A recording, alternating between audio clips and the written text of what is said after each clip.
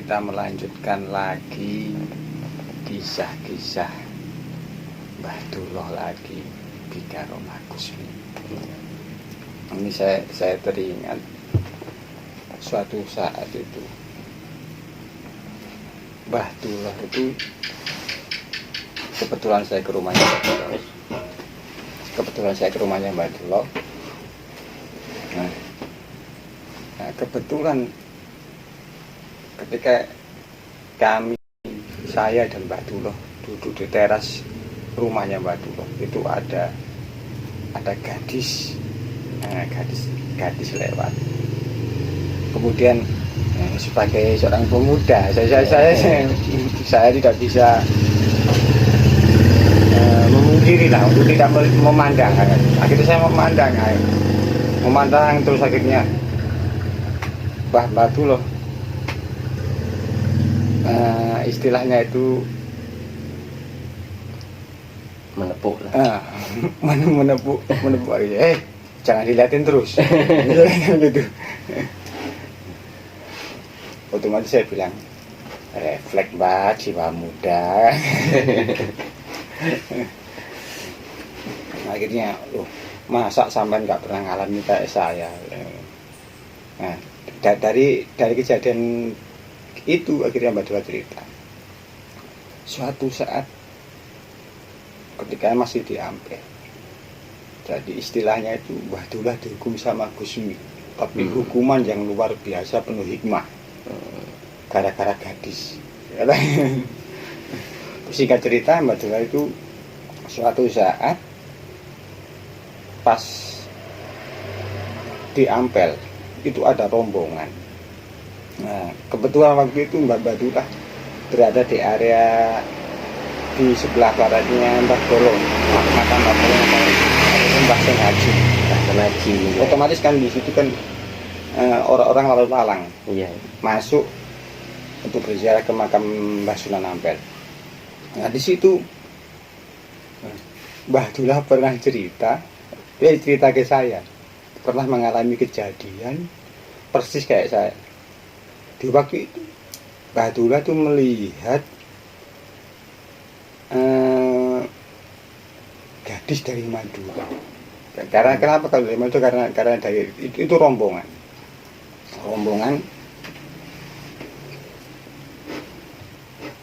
istilahnya ziarah lah.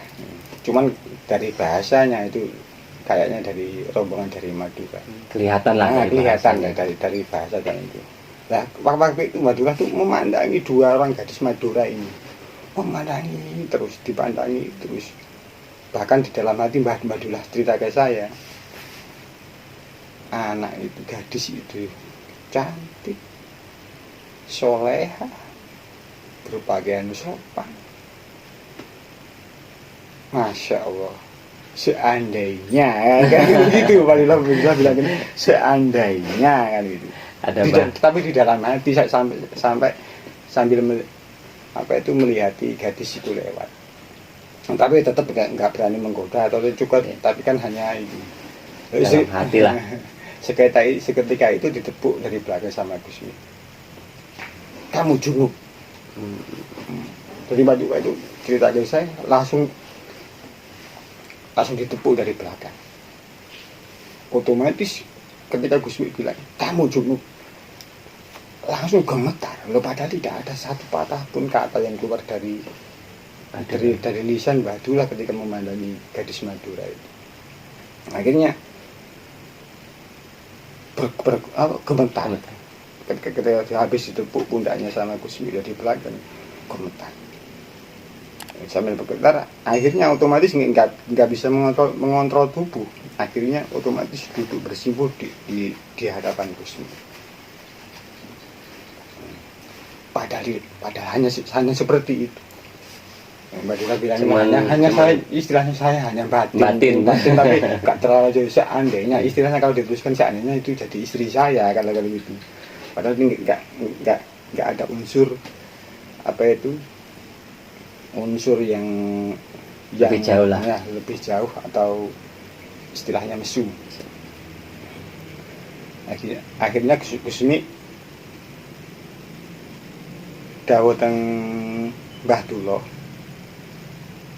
cepat kamu ke kamar mandi, berendam, masukkan tubuhmu di dalam kamar mandi. Perintah Gusmi itu. Seketika tenaganya pulih kembali. Gus Pangestune. Akhirnya sambil berdiri mencium tangan Gusmi sesuai perintah Gusmi, masuk ke kamar mandi di area umum itu dan langsung masuk ke sesuai perintah Gusmi. Ini loh, maksudnya itu gimana, Mbak? Sampai masuk ke kamar mandi itu masuk kamar mandi ataukah enggak? Saya itu masuk ke dalam bak mandi di dalam kamar mandi. Loh, pakai baju iya. Loh, sama tuh gak mikir kenapa enggak dicopot enggak? Secara refleks ketika Gusmi bilang gitu sudah saya gemetar. Enggak sempat mikir apa-apa. Tapi perintah Gusmi langsung mandi.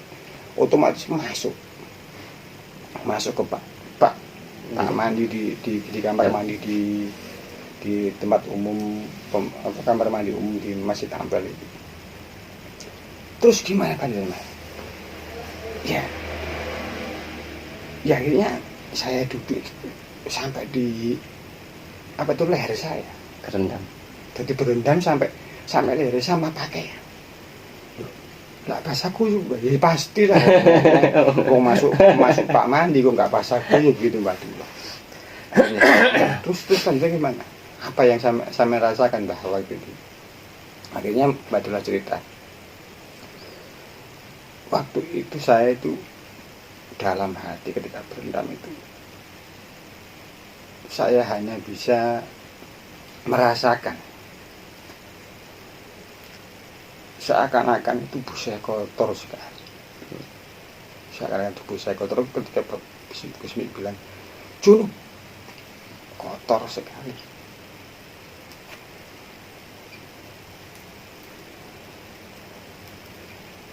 Terus, Mbak, perlahan-lahan dari mulai jebur di bak mandi itu sampai kurang lebih 1 jam saya itu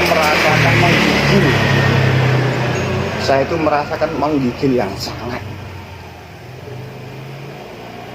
Saya merasakan menggigil yang sangat. Dan waktu itu hati saya secara refleks Gusmi begitu. Loh, itu maksudnya mau manggil atau enggak? Di dalam hati saya itu, mulut saya itu sudah nggak bisa ngomong. Tapi ya, seakan-akan hati saya itu manggil Gusmi. Kemudian pintu digedor dari luar. Jangan memanggil namaku, jangan menuhankan aku. Dari luar seperti suara Gusmi. Jangan memanggil namaku, jangan menuhankan aku. Panggil nama Allah. Otomatis terdengar di telinga Dulo. Terus apa, Mbak? Ya otomatis ganti dari memanggil Gusmi sesuai apa yang diucapkan dari gedoran Gusmi tadi, ganti Allah. Perlahan seketika itu tubuh saya itu terasa kaku sekali. Istilahnya saya tidak bisa merasakan apa-apa. Jadi Mbak Dulo bilang ke saya itu, tubuh saya sudah tidak bisa merasakan apa. Istilahnya itu sudah mati rasa. Dan mata saya sudah tidak bisa saya tidak bisa membuka mata lagi. Mbak Dulo bercerita seperti itu. Terus setelah merasakan kekakuan itu, perlahan-lahan saya itu merasakan kegelapan yang sangat. Saya itu merasakan kegelapan yang sangat gelap sekali, yang belum pernah saya alami seumur hidup. Gelap sekali. Marilah bercerita seperti itu. Loh, maksudnya gelap di mana? Ketika saya memejamkan mata itu masih ada kelip-kelipnya, masih ada secercah cahaya yang bisa saya. Tapi ketika waktu itu saya sudah tidak bisa melihat apa-apa lagi, sangat gelap sekali. Badullah bilang seperti itu. Terus berapa lama? Saya nggak tahu, sudah saya nggak tahu ya berapa lama. Sudah berapa lama, berapa jam sudah nggak tahu saya. Istilahnya saya itu sudah merasa badan saya itu sudah tidak terasa. Saya sudah tidak merasakan raga saya sendiri. Gitu Badullah. Terus Mbak. Tapi terus zikir Allah, Allah, Allah, Allah itu masih terus. Selanjutnya baru ada satu titik cahaya. Satu titik cahaya. Kemudian terus Allah, Allah. Cahaya itu semakin membesar, semakin membesar, semakin membesar, semakin membesar. Akhirnya terang benderang sampai mata saya itu silap. Loh, apa waktu itu saya sadar, Mas? Loh, saya nggak tahu sadar apa nggak sadar. Maksudnya itu saya tidak bisa merasakan adanya raga saya lagi. Saya tidak bisa merasakan adanya tubuh saya lagi. Tapi saya menyaksikan itu. Berarti bukan dengan mata kepala, mata ini, kasat mata ini, mata zahirah ini, Mbak. Enggak tahu apa saya melihat dengan apa itu enggak tahu. Tapi terus Allah, Allah, Allah itu tidak bisa putus. Allah.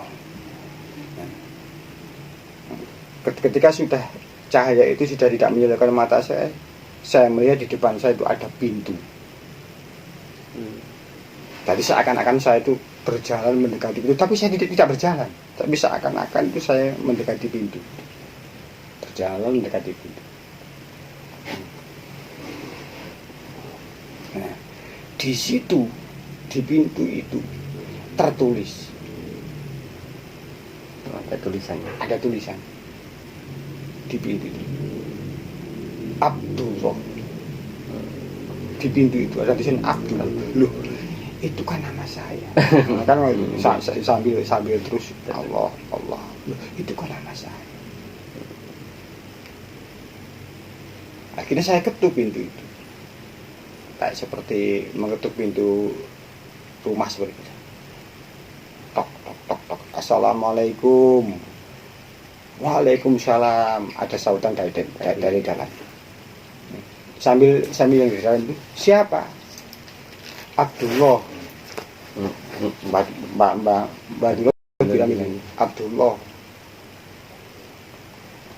Masuk, sudah saya tunggu. Akhirnya otomatis Badullah membuka pintu. Setelah pintu terbuka, betapa kagetnya Badullah. Badullah cerita ke saya. Saya itu kaget, sangat kaget sekali. Karena apa? Yang di dalam itu ada orang duduk, wajahnya persis saya, pakaiannya persis saya, tapi duduk di dalam apa? Di dalam ruangan itu. Di dalam ruangan itu. Loh, dalam hati Mbak Dula bilang, loh itu kan saya.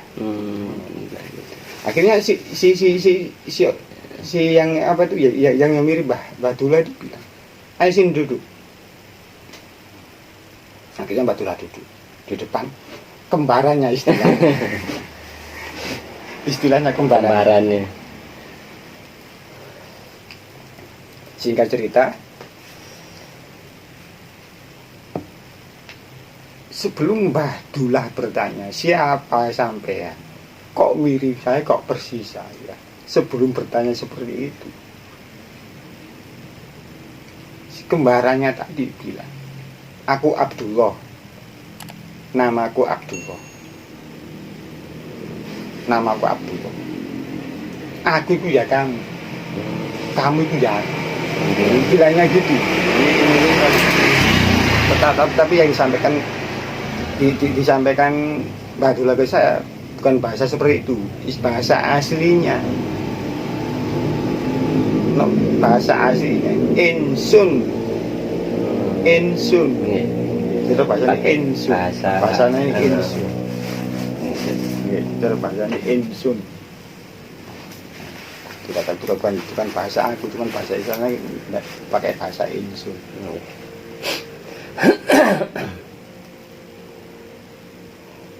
Akhirnya Mbak Abdullah bertanya,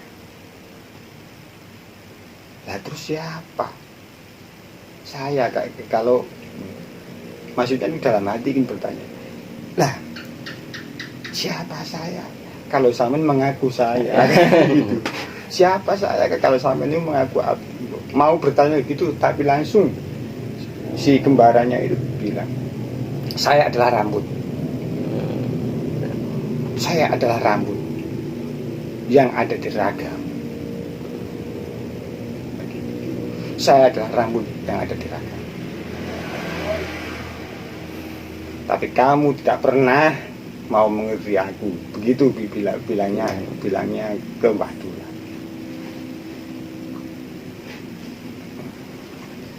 Terus dalam hati Mbah Dula bilang,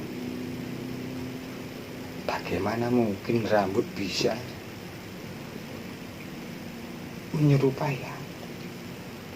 Di dalam hati langsung si kembaran ini tadi bilang, kamu jangan menyepelekan Tuhan, kamu jangan membatasi kekuasaan Tuhan. Apa yang tidak mungkin bagi Tuhan?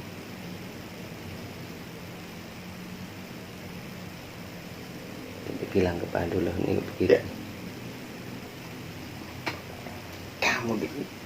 Kamu jangan sekali berharap Tuhan. Bahkan saudara-saudara masih ada di belakang. Kamu harus menemui. Akhirnya dalam hati Mbak Dula ada semacam ingin meminta maaf dan bagaimana cara memperbaiki saya kan. Tapi sebelum itu diucapkan sekali lagi si kembali tadi udah dulu ngomong.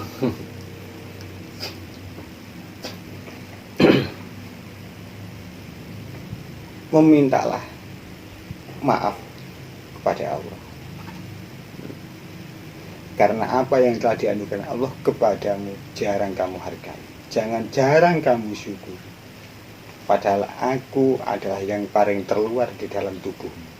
Aku adalah bagian terluar dari bagian tubuhmu atau raga.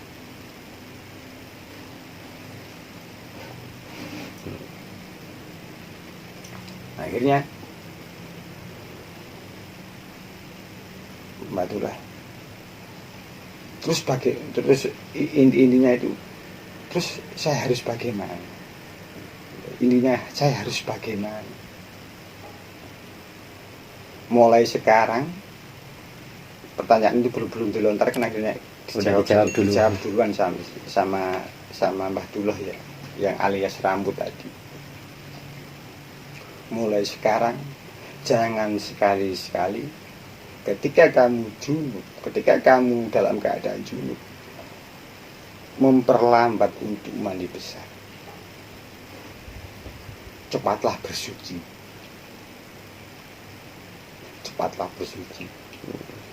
Dan potonglah, rapikanlah rambut-rambut yang harus dipotong. Cabutilah rambut-rambut yang harus dicabuti. Jangan sampai melebihi 40 hari. Jika kamu mau memegang amal ini, kamu adalah saudara. Akhirnya setelah amat itu, barulah terima kasih. Akhirnya bersalaman dengan yang Mbak Abdullah rambut tadi, bersalaman. Apa yang saya merasakan ketika salaman dengan sampean kembaran sampean, bahkan saya bilang begitu. persis seperti ketika saya memegang rambut kepala saya, persis sekali seperti itu. Dan baru kali ini saya bisa merasakan rambut saya yang benar-benar nikmat sekali. Akhirnya kembaran Mbak Abdullah yang sebagai perwakilan rambut tadi masuklah ke kamar, masuklah ke pintu selanjutnya.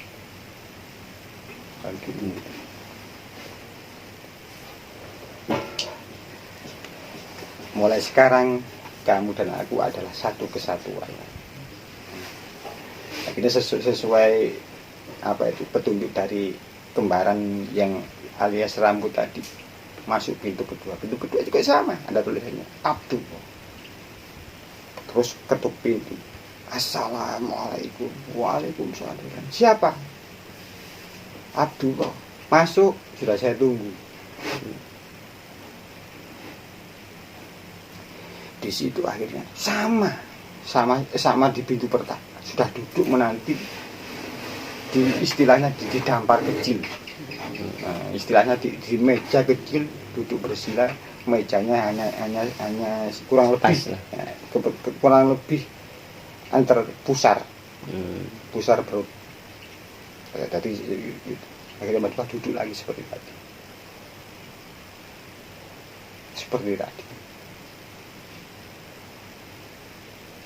Nah, karena sudah dari yang pertama ini sudah ada keganjilan seperti itu, Mbak Abdullah sudah tidak berani. Siapa saya tidak berani. Yeah. Tapi akhirnya kembaran Mbak Abdullah ini langsung memperkenalkan diri. Aku adalah kulit, aku adalah kamu, tapi aku adalah kulit di dalam ragamu. Aku adalah saudaramu setelah rambut. Aku adalah kulit.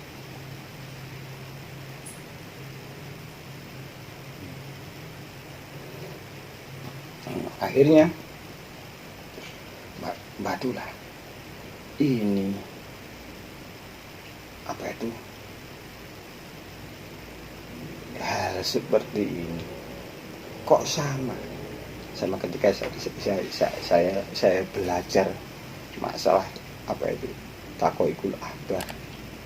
Di dalam hati kok sama.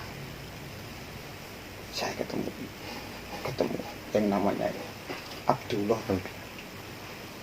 tapi sebagai perwakilan kulit tubuh dalam hati. Tapi akhirnya Abdullah II ini, istilahnya saya mengatakan Abdullah II ini ya sama apa yang kamu baca di kita. Sama.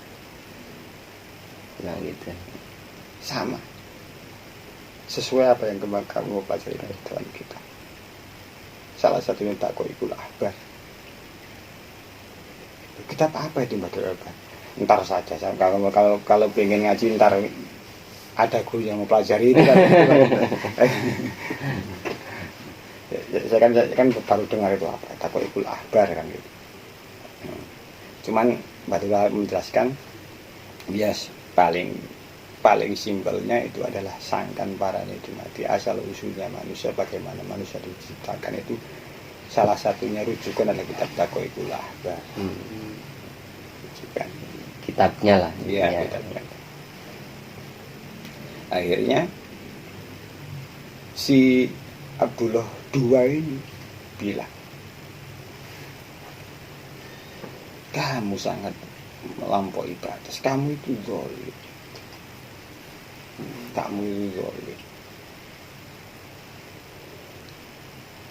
karena kamu tidak pernah memperhatikan aku.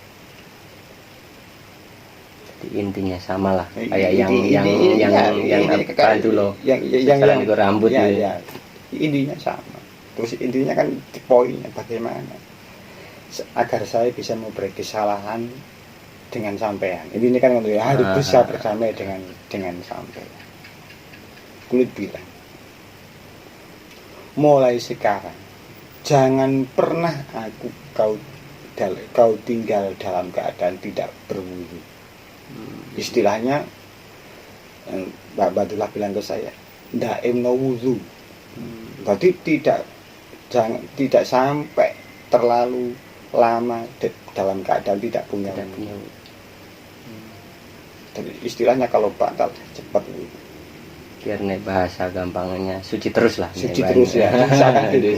Itu kalau kamu mau berdamai dengan saya. Intinya di situ. Jadi ketika ketemu Abdullah dua rupa kulit, intinya itu disuruh daimkan wudu.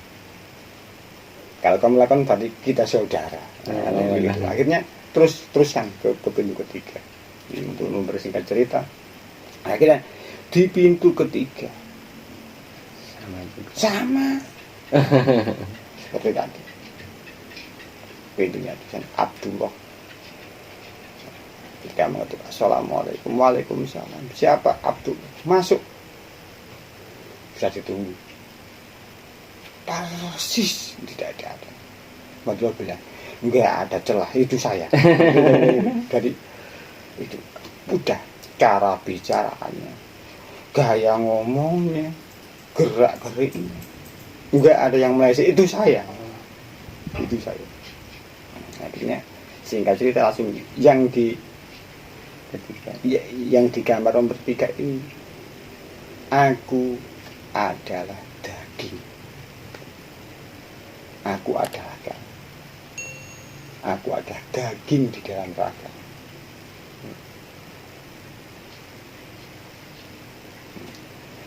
Singkat cerita, bagaimana caranya bisa ini kan selalu menuntut tuh batu kamu dolim. Bagaimana caranya saya bisa memperbaiki kesalahan saya? Mulai sekarang jangan pernah kau masukkan ke dalam tubuhmu barang-barang yang haram dari minuman ataupun makanan. Itu ketika ketemu yang namanya Abdullah alias daging.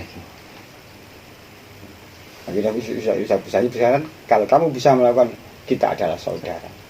Sama. Nah, akhirnya lanjutkan. Akhirnya langsung ke pintu nomor 4. Sama. Assalamualaikum, waalaikumsalam. Siapa? Abdullah. Masuk. Sudah saya tunggu. Nah, di situ saya duduk. Ketemu yang namanya syaraf atau otot. Istilahnya syaraf atau otot. Syaraf atau otot. Sama menuntut kamu menelantarkan atau kamu mengabaikan aku. Lagi tempat bagaimana aku bisa memperbaiki kesalahan. Akhirnya Abdullah alias syaraf di dalam tubuh Mbak Abdullah ini bilang, kalau kamu ingin berdamai dengan memperbaiki kesalahan, setiap ada perintah, ketika kamu mendengar perintah-perintah Tuhan,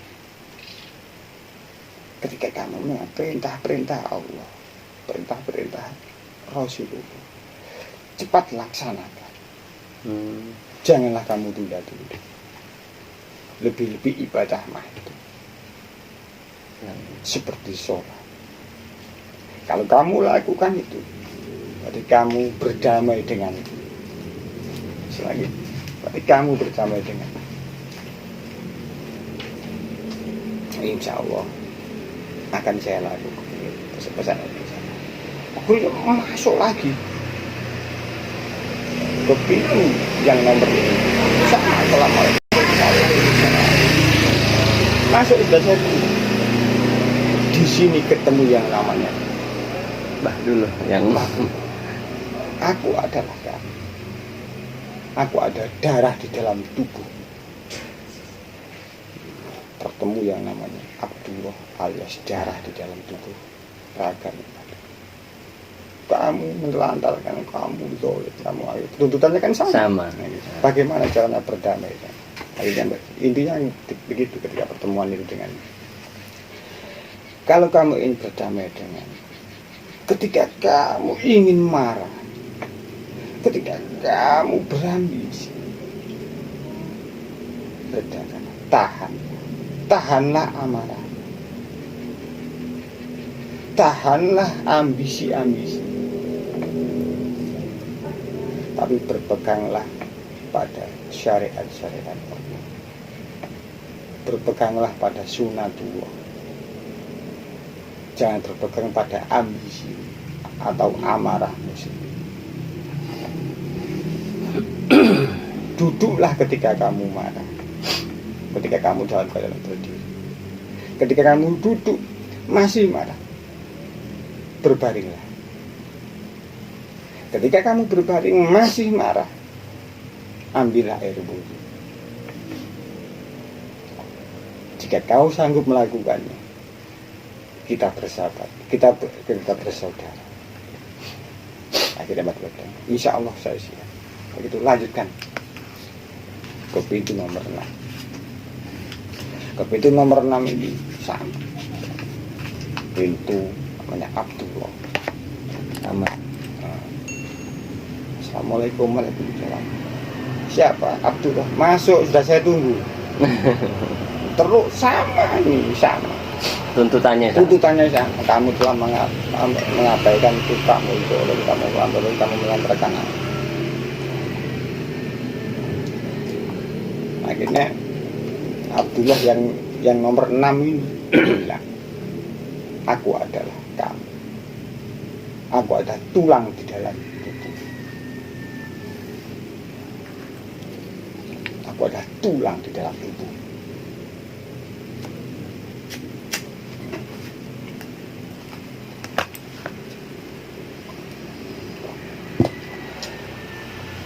Setelah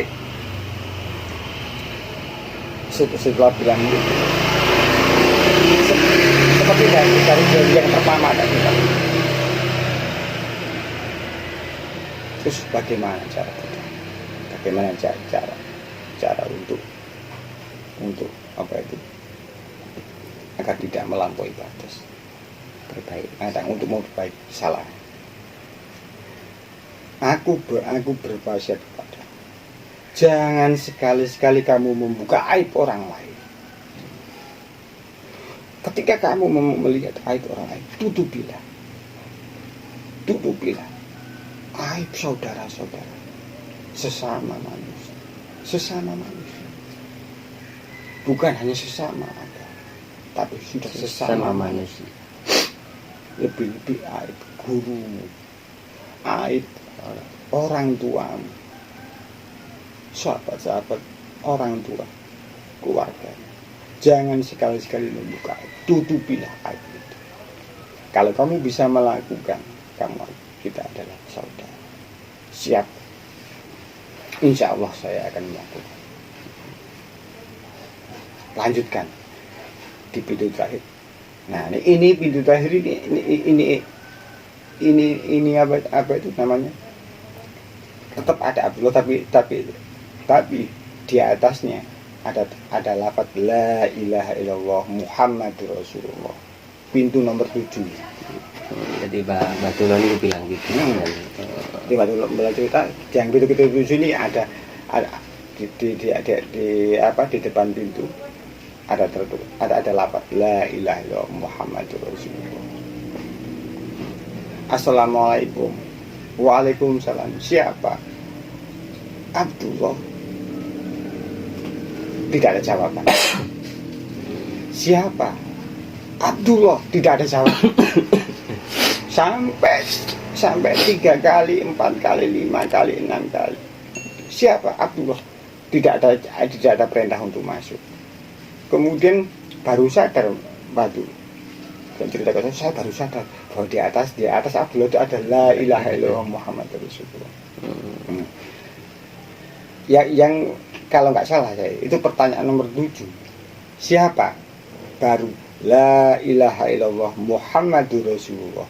Abdullah masuk, baru bisa masuk. Itu ikut lain. Ya, itu baru bisa masuk. Masuk sudah saya tunggu. Masuk. Nah, apa sama lah? Enggak. Ini yang terjadi, tapi tetap saya. Ini yang membaca bilang tetap saya. Tapi ini lain. Saya tidak pernah membayangkan saya itu pakai baju seperti itu. Loh, baju gimana maksudnya, Pak?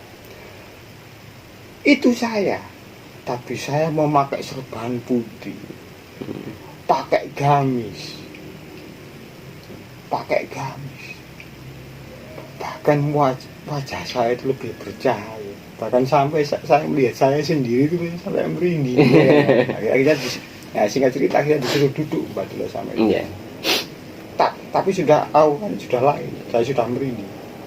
Nah, di situ sudah tidak ada kayak yang 1 sampai 6. 1 sampai 6 sudah tidak ada permasalahan antara kamu mengabaikan saya, kamu tidak ada. Di apa itu di malah lain, maksudnya lain. Si apa itu jenenge, si Abdullah nomor 7 kembaran yang pakai serban yang apa itu, yang pakai serban putih, pakai apa itu, serba putih lah ya, pakai intinya pakai serba putih, ya, segampangnya gitu. Mbak Dula bilang, tanya, bahkan Mbak Dula harus tanya, siapa sampean? Tadi kan enggak, sebelum tanya sudah dijawab, enggak. Siapa sampean? Kok wajah sampean itu wajah saya, postur sampean postur saya, tapi pakaian sampean kok saya tidak pernah, bahkan saya belum pernah membayangkan saya itu berpakaian seperti yang sampean pakai. Akhirnya Pak Abdullah nomor 7 ini tersenyum. La ilaha illallah Muhammad Rasulullah, mengucap 3 kali. La ilaha illallah Muhammad Rasulullah. La ilaha illallah Muhammad Rasulullah.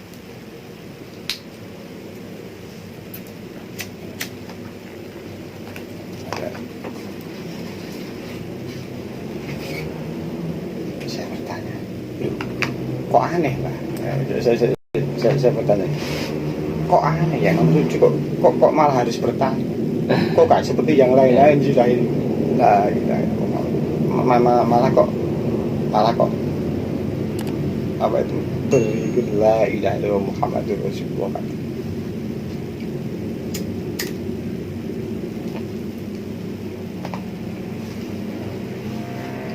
Akhirnya Mbak Dula cerita ke saya, terus sampean itu siapa? Terus sampean itu siapa? Aku adalah kamu. Aku adalah sumsum di dalam tubuh. Aku adalah bagian terdalam dalam diri, juga bagian terdalam bagi setiap raga manusia. Si sumsum apa itu, si Mbak Abdullah nomor 7 atau sumsum tadi bilang, aku adalah bagian terdalam dari setiap raga manusia, bukan hanya kamu.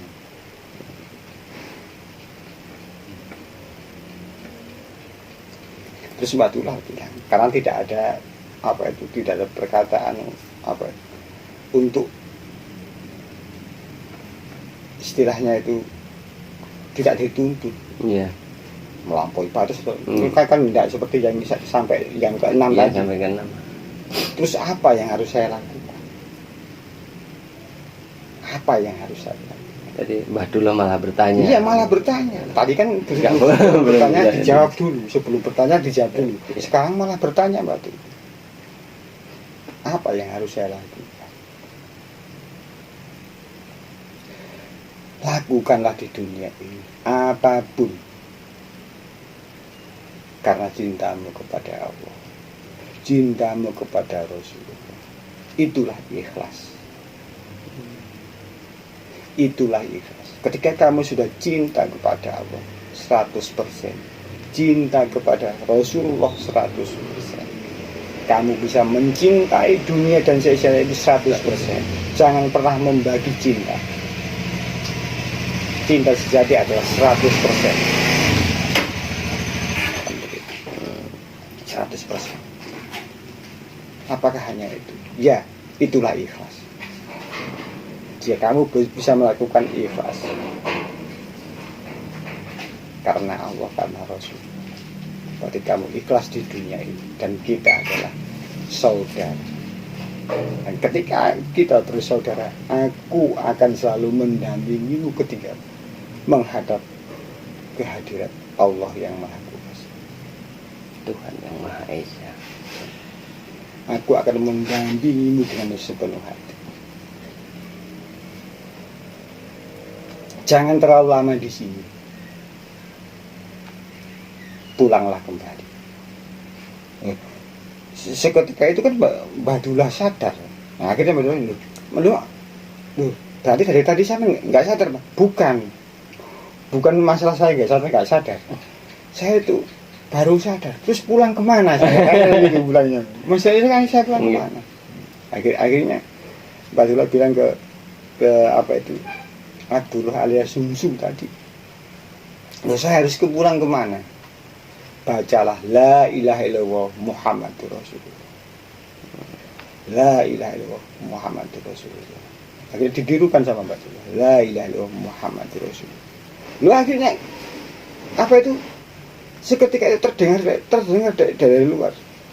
Tok, ayo gantian Mas, tok gantian. Ternyata ada orang ingin masuk kamar. Ayo gantian Mas, kok lama sekali di dalam. Di dalam. Lalu akhirnya Mbak Dula itu keluar dari Pak Mani. Ada keanehan. Loh, keanehan apa, Mbak? Loh, baju saya ini tidak basah. Loh, baju ya saya pakai berendam itu tidak basah. Akhirnya otomatis ketika itu akhirnya saya kok lama sekali kan gitu. Saya buka. Nah, akhirnya, ternyata saya buka, loh ternyata yang itu ada teman saya cleaning sama-sama cleaning service di Masjid Amin. Otomatis saya kaget gitu, Mbak Dula bilang gitu. Loh, kenapa kaget, Mbak? Akhirnya kan teman saya kan bilang, loh di dalam kamar mandi kok sama 3 hari 3 malam. Akhirnya kan gitu. Loh, berarti saya 3 hari 3 malam.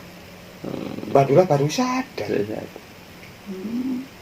Baru sadar bahwa tadi 3 hari 3 malam di dalam kamar mandi berendam. Kalau kita mungkin ya sudah meninggal kedinginan. Bikaro Magusmi, atau mereka kan perintah Gusmi itu tadi. Itu perintah Gusmi. Masya Allah. Akhirnya saya menyela cerita itu. Saya bilang, dan terus intinya apa itu, Mbak?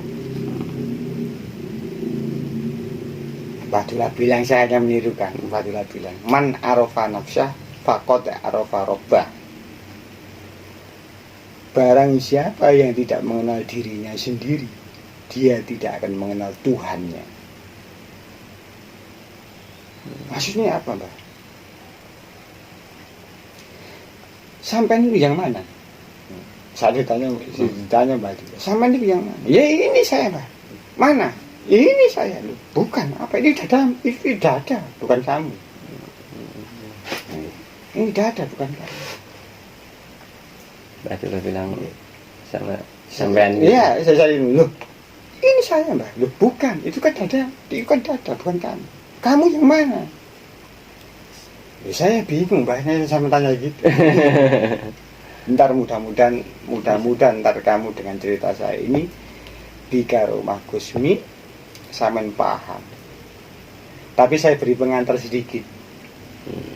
Man arafa nafsah. Kenalilah dirimu sendiri. Di dalam dirimu, ragamu yang paling luar itu ada 7 unsur. Rambut, kulit, daging, otot atau saraf, darah, tulang, dan susu. Itu adalah kamu yang paling luar. Itu kamu saya beri pengantar. Itu kamu yang paling luar. Itu ada 7 dirimu yang harus kamu kenali, yang harus kamu syukuri. Itu adalah nikmat dari Allah. Sudah, nanti kamu bingung kalau diteruskan. Itu saja saya sebagai pengantar. Mudah-mudahan kamu menemukan guru yang tepat untuk belajar ini lebih khusus lagi. kamu harus punya guru tersendiri. Karena saya tidak punya tugas untuk mempelajari kamu. Saya tidak punya tugas untuk mursyid untuk mempelajari kamu. Mudah-mudahan kamu diberi Allah jalan hidayah menemukan guru untuk man arafa nafsah faqad arafa rabbah. Dengan cerita yang disampaikan Mbak Dullah itu tadi. Setelah kamu mengenal dirimu, ntar nanti lanjutkan ke mengenal Tuhan. Jadi Intinya begitu, Mas. intinya begitu. Jadi tadi saya juga bingung. Itu juga itu saya baru sadar. Oh, iya. Saya bilang itu ternyata bukan saya. Kan gitu. Tapi akhirnya sedikit demi sedikit saya mulai memahami. Sedikit demi sedikit. Biarpun sampai sekarang saya belum paham. Kan saya kan yang penting kan proses. Iya, tapi kan minimal dengan cerita-cerita Mbah Dullah itu tadi kita kan bisa mendapatkan walaupun lah sedikit bocoran dari Mbah Dullah itu tadi. Iya. Kita kan bisa secara itunya apa ya, sambil direnungkan lah. Iya. Intinya. Makanya saya oh itu ternyata barang siapa yang tidak mengenal itu sendiri, maka tidak akan mungkin mengenali Tuhannya. Iya. Jadi intinya sama-sama. Sampean dapat cerita dari Mbah Dullah, dapat bocoran sedikit. Saya juga dapat. Iya. Mudah-mudahan kita kan khususnya saya atau sampean bisa teruslah belajar dari cerita-ceritanya Mbah Dullah itu tadi. Mungkin itu salah satu bocoran atau kelanjutan dari Mbah Dullah Sereni. Yang penting kamu tahu diri dulu. Nah, Yang penting kamu tahu itu. diri dulu. Yang penting kamu tahu diri dulu. Terus Itu bilang. selalu dari saya gitu, Pak. Kalau sudah kamu diri, pasti kamu akan bisa tahu Tuhan. Iya, Itu Mas. iya. Di lain kali kita Sambung lagi. Mudah-mudahan ini bermanfaat. Amin. Bisa buat membantu kita itu teruslah belajar